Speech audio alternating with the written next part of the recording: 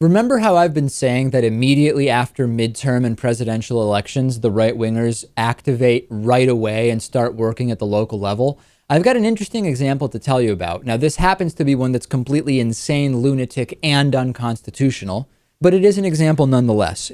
Former beauty pageant winner a former beauty pageant winner, rather, I should say, is leading an effort by Confederate sympathizers to designate Christianity as the official religion in Mississippi and promote what they call white Southern culture. This is the Magnolia State Heritage Campaign. They're gathering signatures to put a ballot initiative before voters in November of 2016.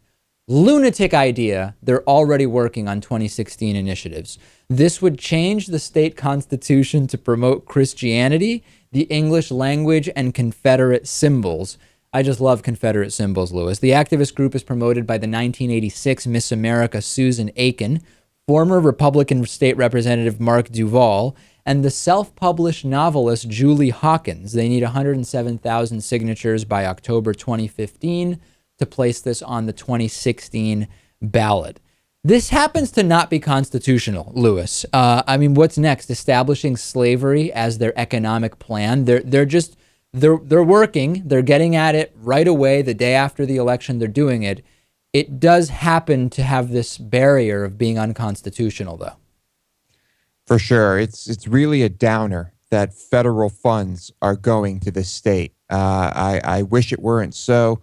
And I'm hoping this turns into a secession movement that eventually becomes successful. I know this is all absurd and would never happen. But how does a state, though, Lewis, that can't even properly feed, house, or educate its citizens, look at the rankings for Mississippi on all of these, seem to have the funding for unlimited nonsense laws and unconstitutional laws if indeed this ends up becoming part of the ballot?